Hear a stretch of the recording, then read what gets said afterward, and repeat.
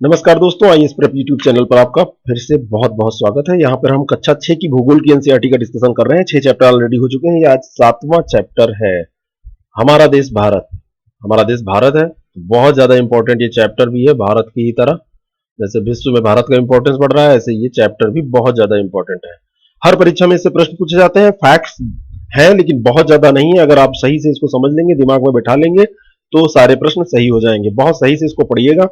पिछले चैप्टर्स आपने पढ़ लिए होंगे, मैं आशा करता हूं। अगर नहीं पढ़े हो तो उसको पढ़ लीजिए, अच्छे से नोट्स बना लीजिए। एनसीईआरटी बहुत ज्यादा इंपॉर्टेंट है। इसको पढ़ने के बाद जीएस में केवल आपको करंट जोड़ना है और कुछ पढ़ने की जरूरत नहीं है। मोटी मोटी किताबें पढ़ने से जीएस का काम नहीं चलने वाला है। चाहे वो पीसीएस का एग्जाम हो, चाहे आईएएस का एग्जाम हो, यानी यूपीएससी, यूपीपीएससी, किसी भी आयोग का एग्जाम है, आप एक बार एनसीईआरटी पढ़ के देखिए। उसके बाद में प्रश्न पत्र आप देखेंगे, आपको समझ में आ जाएगा कि क्वेश्चन कहां से पूछे जाते हैं। आइए स्टार्ट करते हैं।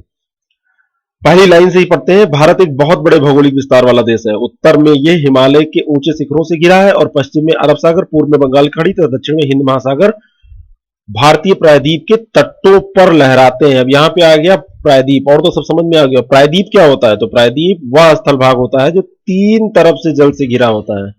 ठीक है ना? तो देखिए भारत की, ये है भारत, तो इधर 3 तरफ से देखो ये जल से घिरा हुआ है। हिंद महासागर है, इधर बंगाल की खाड़ी, इधर अरब सागर, ये हिंद महासागर में ये पूरा ये इधर घिरा हुआ है।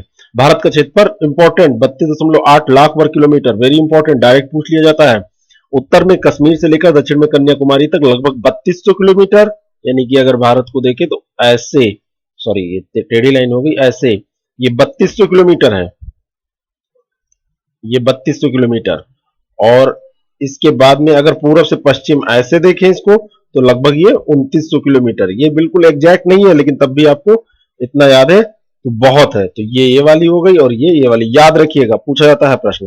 देखिए पूर्व में अरुणाचल प्रदेश से लेकर पश्चिम में कच्छ तक इसका विस्तार है। कच्छ गुजरात में है, अरुणाचल प्रदेश आप जानते ही हैं नॉर्थ ईस्ट का महत्वपूर्ण स्टेट है। और ऊंचे ऊंचे पर्वत पहाड़ियां ये सब आप देखेंगे ही। यहाँ पे बहुत सारे जलवायु विविधता पाई जाती है, भाषा भी बहुत सारी पाई जाती है। निबंध में जब आप लिखें ऐसी बातें लिख सकते हैं, इसको सही से देख लीजिएगा आप लोग। देखते हैं वर्ष 2011 में से अब तक भारत की आबादी 120 करोड़ से अधिक हो चुकी है। अब तो 132-33 करोड़ है, लेकिन आप हमेशा आंकड़े लेके चलते हैं किसी सेंसस का, यानी कि जनगणना का। तो 2011 की जनगणना में 121 करोड़ के लगभग है।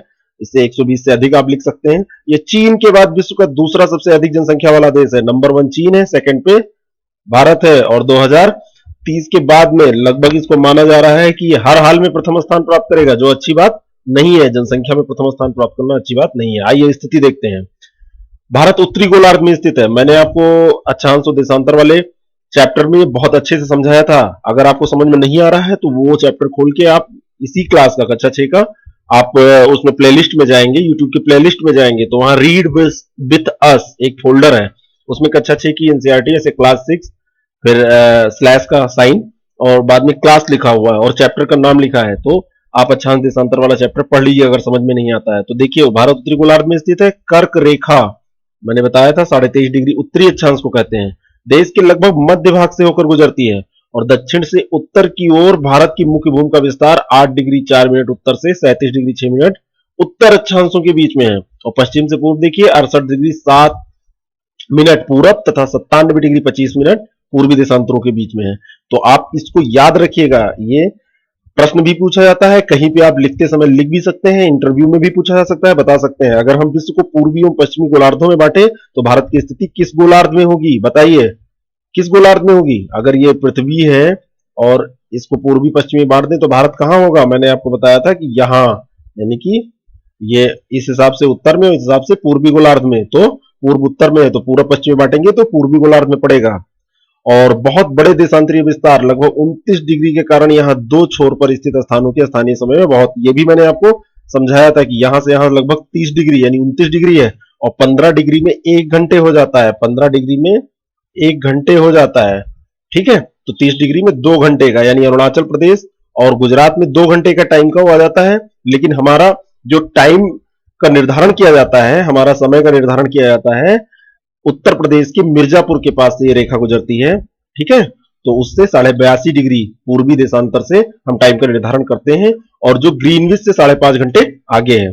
देखिए बड़े देशों में जितना विस्तार पूर्व से पश्चिम की ओर होता अधिक होता है, वहां मानक समय एक नहीं होता। जैसे संयुक्त राज्य अमेरिका में 7 मानक समय है, कनाडा में 6 है। अच्छा, रसिया में मैंने आपको बताया था 11 है, रूस है ना। तो रूस में मैंने आपको देखिए पूछ भी लिया, 11 है यहाँ पे, तो इसको ध्यान रखिएगा। हर चैप्टर अगले चैप्टर से जुड़ा होता है। तो यहाँ पे देखिए ये दिया हुआ है कि लगभग 2 घंटे का अंतर है। जैसा कि आपने पहले पढ़ा है 1 डिग्री 4 मिनट, तो मैंने बताया था ना 15 डिग्री में 1 घंटे, और 1 घंटे में 60 मिनट होते हैं, ये बराबर 60 मिनट। तो ये 1 डिग्री यहां हो जाएगा, तो ये 60/15 हो जाएगा, यानी कि 15 चौको 60। तो यही दिया हुआ है कि 1 डिग्री में, सॉरी ये इसको काटिए, 4 मिनट ये दिया हुआ है, 1 डिग्री में 4 मिनट का अंतर आ जाता है। पश्चिम में गुजरात की अपेक्षा पूर्व के अरुणाचल प्रदेश में लगभग 2 घंटे पहले सूर्योदय हो जाता है। ये भी इंपॉर्टेंट है, ऐसे प्रश्न पूछ लिया जाता है।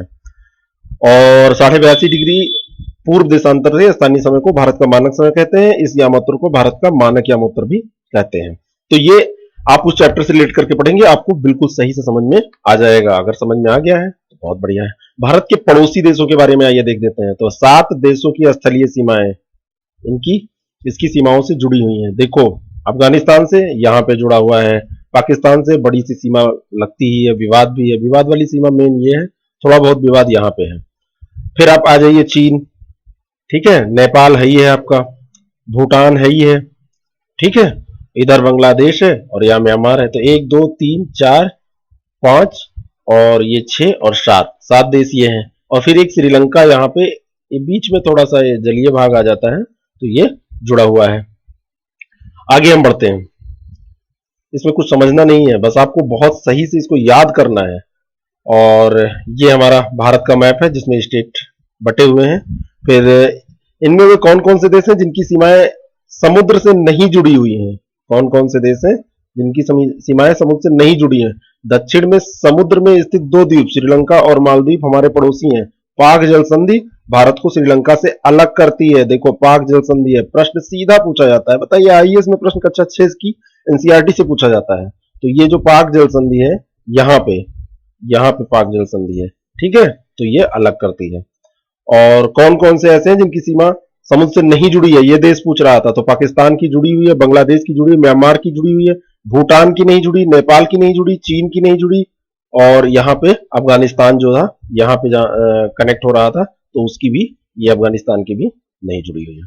आगे हम बात करते हैं राजनीतिक एवं प्रशासनिक विभाजन। तो एक विशाल देश है, प्रशासनिक क्रियाकलापों के लिए देश को 28 राज्य, ये थोड़ा सा पुराना अपडेट दिया हुआ है, अब आंध्र प्रदेश से तेलंगाना अलग हो गया है, 29 राज्य हो गए हैं और 7 केंद्र शासित प्रदेश हो गए हैं, ठीक है। तो यहाँ पे अब आप देखेंगे ये मैप, ये थोड़ी एनसीईआरटी पुरानी है, तो ये आंध्र प्रदेश, यहां से ये तेलंगाना अलग हो चुका है, ये तेलंगाना बन गया है। तो ये 29 राष्ट्र हो गए, राज्य हो गए हैं हमारे यहाँ, ठीक है। और ये इस देशों की स्थिति बहुत सही से, सॉरी, प्रदेशों की स्थिति बहुत सही से देख लीजिएगा, और सबकी राजधानी आपको याद होना चाहिए। जैसे जम्मू कश्मीर की श्रीनगर है, ये जितना भी ये गोला बना के दिया हुआ ना, डॉट लगा के, ये राजधानियां दी हुई हैं। ऐसे पंजाब की चंडीगढ़, ठीक है, हरियाणा की चंडीगढ़, और ये दिल्ली है, ये एनसीआर है, ये केंद्र शासित प्रदेश है, लखनऊ। ऐसे आप इसको याद कर लीजिएगा। 7 सिस्टर जो ये स्टेट है, इनको तो जरूर आप याद कर लीजिएगा, बहुत ज्यादा इंपॉर्टेंट है। आगे आइए देखते हैं। तो ये 29 राज्यों 7 केंद्र शासित प्रदेशों में बांटा गया है। दिल्ली भारत की राजधानी है। राज्यों का निर्माण मुख्यतः भाषाओं के आधार पर हुआ। अगर पूछा जाए किस आधार पे, तो भाषा के आधार पे। और क्षेत्रफल की दृष्टि से सबसे बड़ा राज्य राजस्थान और सबसे छोटा राज्य गोवा है, तो ये बिल्कुल याद कर लीजिएगा। और राज्यों को जिलों में बांटा गया है, जैसे उत्तर प्रदेश में लगभग 75 जिले हैं। आगे हम बात करते हैं भौतिक विभाजन की। ये जो भी मैप आप ये वाला देख रहे हैं, इसमें भौतिक विभाजन किया गया है। पहले हम कुछ बातें पढ़ लें, तो देखते हैं कि इसमें क्या समझना है हमको। सॉरी, भारत में पाई जाने वाली भौतिक आकृतियां विभिन्न प्रकार की हैं। जैसे भारत में पर्वत भी पाया जाएगा, पठार भी पाया जाएगा, मैदान भी पाया जाएगा, तट भी पाया जाएगा, द्वीप समूह भी पाया जाएगा। अब ये सब आपको देखना है। उत्तर में बर्फ से ढका हुआ है, हिमालय संतरी का कार्य कर रहा है। हिमधन आलय का मतलब होता है बर्फ का घर। और हिमालय पर्वत को 3 मुख्य समांतर श्रेणियों में बांटा जा सकता है। तो ये बृहद हिमालय, जिसे हिमाद्री कहते हैं, इसी श्रृंखला में विश्व की सबसे ऊंचा शिखर है ना, सबसे ऊंचा शिखर यहीं पे है। आप जान रहे हैं किसके बारे में बात हो रही है। मध्य हिमालय है, बृहद के बाद में, ये बृहद है, बृहद के बाद में ये बृहद, फिर उसके बाद में मध्य आएगा। अभी मैं मैप में इसको दिखा रहा हूं। बृहद हिमालय के बाद मध्य हिमालय, जैसे हिमाद्री के दक्षिण में स्थित है, इसके दक्षिण में ही आ जाएगा।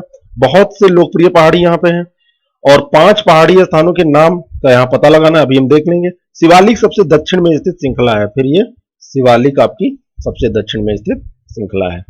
हिमालय के दक्षिण में भारत का उत्तरी मैदान स्थित है, फिर उसके बाद में जब आप आएंगे तो उत्तरी मैदान ये भारत का स्थित हो जाएगा, जहां पे उत्तर प्रदेश और ये सारे स्टेट स्थित हैं। और ये मैदान समतल तथा सपाट है। ये मैदान सिंधु, गंगा और ब्रह्मपुत्र, मैंने कल आपको बताया था, कल वाले वीडियो में, मतलब कल का मतलब ये जो इसको पिछला वीडियो था उसमें मैंने बताया था कि मैदानों का निर्माण नदियों के द्वारा हुआ है। तो सिंधु, गंगा, ब्रह्मपुत्र इनकी सहायक नदियों द्वारा जलेब निक्षेपों के लाने से इनका निर्माण हुआ है।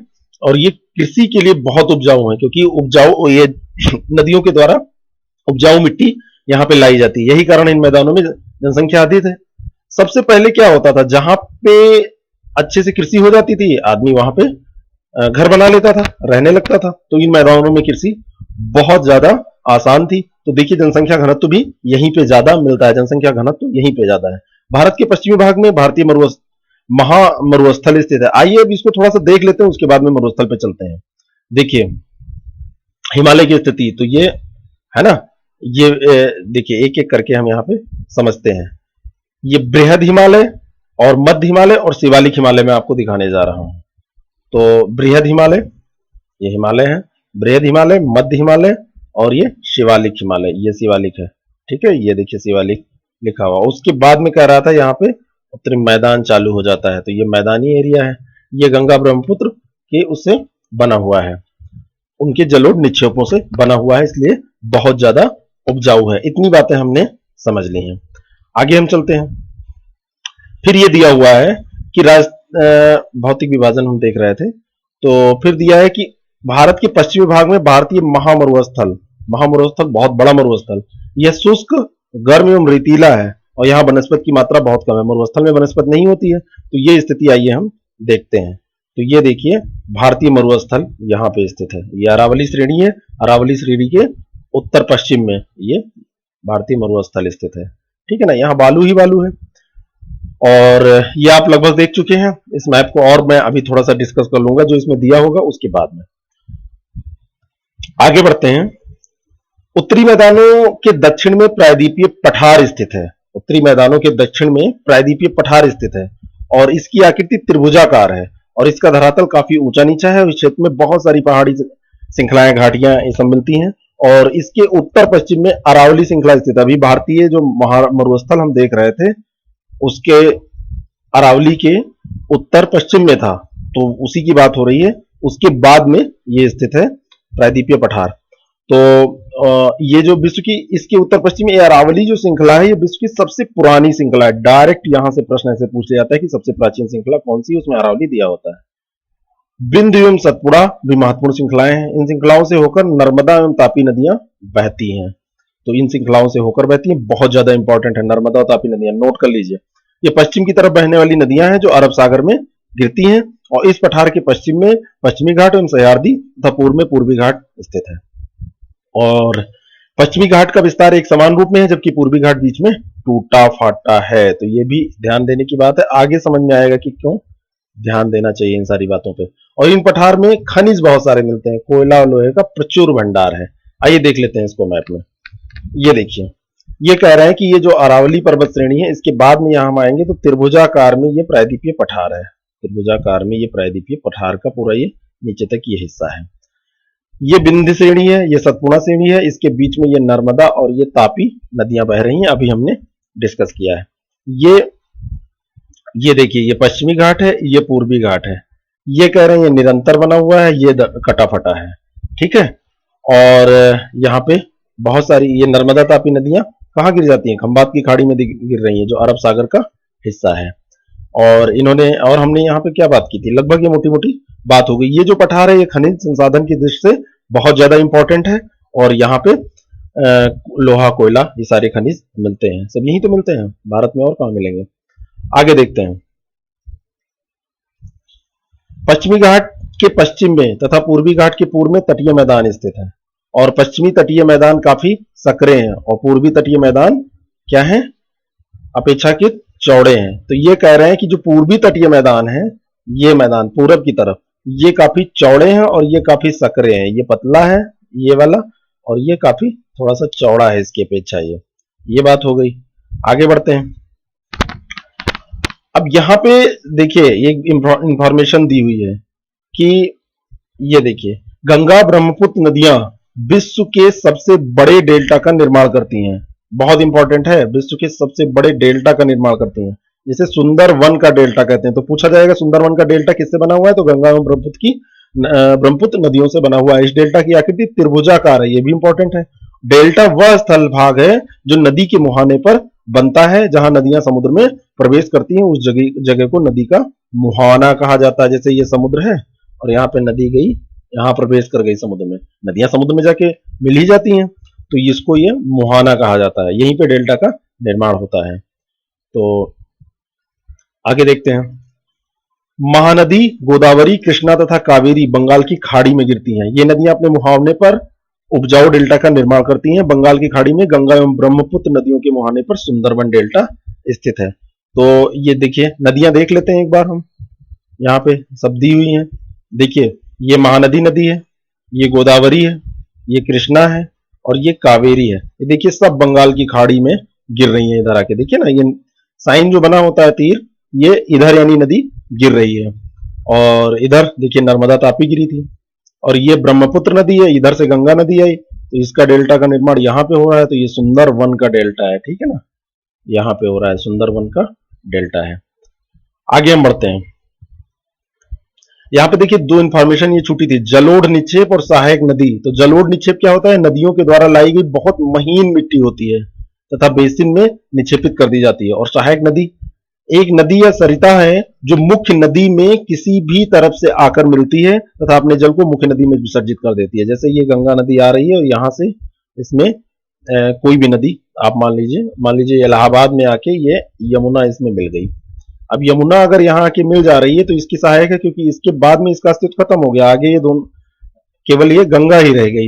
ऐसे बहुत सारी मिलती है, सोन नदी मिलती है, इधर घाघरा, गंडक, कोसी, बहुत सारी नदी इसमें मिलती रहती है। ठीक है, तो आगे हम बढ़ते हैं। देखिए सुनामी की बात यहाँ पे आ गई। अब सुनामी ये कहां से बात होने लगी, देख लेते हैं। ये कविता है। तो सुनामी क्या होता है, जब जलीय क्षेत्रों में, जो कोई जलीय क्षेत्र है, जलीय क्षेत्र मतलब समुद्र में जब भूकंप इसकी स्थिति होती है तो उसको सुनामी कहते हैं। इतना आप समझ लीजिए, आगे की क्लास में सुनामी के बारे में हम डिटेल पढ़ेंगे। तो जल, ऐसे में क्या होता है, जब जल के क्षेत्र में भूकंप आएगा तो जल बहुत तेजी से तटीय क्षेत्रों को प्रभावित करेगा, वहां काट पाट कर देगा, तबाही मचा देगा। ठीक है ना। और आगे हम बढ़ते हैं। ये सुनामी में देखो, ये चित्र इन्होंने बना के दिखाया है, यही सब दिखा रहे हैं कि सब तहस नहस हो गया है, ये घर वर सब उजड़ जाएंगे। आगे हम बढ़ते हैं। भारत में दो द्वीप समूह भी हैं। भारत में दो द्वीप समूह, एक लक्षद्वीप द्वीप समूह अरब सागर में, और ये केरल के तट से कुछ दूर स्थित प्रवाल द्वीप है। तो ये पूछा जाता है कि लक्षद्वीप कैसा द्वीप समूह है, तो ये प्रवाल द्वीप है। और अंडमान निकोबार द्वीप समूह दूसरा है, ये भारत के दक्षिण पूर्व दिशा में है। तो इसको दोनों को हम मैप में देख सकते हैं बड़े आसानी से। देखिए ये है आपका लक्षद्वीप, ये कोरल बना हुआ है, कोरल है, ठीक है ना, प्रवाल से बना हुआ है, कोरल यानी प्रवाल। और ये अंडमान निकोबार द्वीप समूह है। ठीक है, इसकी स्थिति क्या है, भारत के दक्षिण पूर्व में, और ये देखिए केरल के पश्चिम में है। बस यही समझा रहा था। अब प्रवाल होते क्या हैं, जरा ये समझ लेते हैं। तो प्रवाल छोटे समुद्री जंतुओं के कंकाल होते हैं, जिसे पॉलिप कहा जाता है। जब जीवित पॉलिप मरते हैं तब उनका कंकाल बच जाता है। अन्य पॉलिप की वृद्धि इन ठोस कंकालों के ऊपर होती है, जो बढ़ते बढ़ते काफी ऊंचे हो जाते हैं। इस प्रकार प्रवाल द्वीपों का निर्माण हो जाता है। तो ये वास्तव में ये जंतु होते हैं, ठीक है, उन्हीं की ये कंकाल होते हैं। आगे हम बढ़ते हैं। चैप्टर ये खत्म हो रहा है, दो तीन लाइनें और बची हैं कि क्या आप जानते हैं कि कौन सा द्वीप समूह वर्ष 2004 में सुनामी से प्रभावित हुआ था? बताइएगा। मैं नहीं बताऊंगा, आप बताइएगा, कमेंट बॉक्स में बताइएगा। और समाचार पत्रों पर लोगों ने बातचीत के जरिए जानकारी प्राप्त कीजिए कि जब सुनामी भारतीय तट से टकराई थी तो किस प्रकार लोगों ने अलग अलग तरीके से इस चुनौती का सामना किया था। सुनामी एक विशाल सागरीय तरंग है जो समुद्र तल पर भूकंप के कारण उत्पन्न होती थी, मैंने बताया ना, कि जैसे ये समुद्र है, ये इंडिया है, और यहाँ पे समुद्र में कोई भूकंप आ गया तो यहाँ से जल ऐसे ऐसे तहस नहस करता है, ठीक है ना। ऐसे ही अंडमान निकोबार द्वीप समूह। तो ये चैप्टर समाप्त हुआ। आप इसका अच्छे से नोट्स बनाइएगा। आप आईएएस प्रेप से जुड़े रहें और पढ़ते रहें, और जो वीडियोस हैं उनको आप देखते रहें। आगे और धीरे धीरे कार्यक्रम बढ़ाए जाएंगे, और आप नोट्स जरूर बनाते रहें, उसको रिवीजन करते रहें। बहुत बहुत धन्यवाद।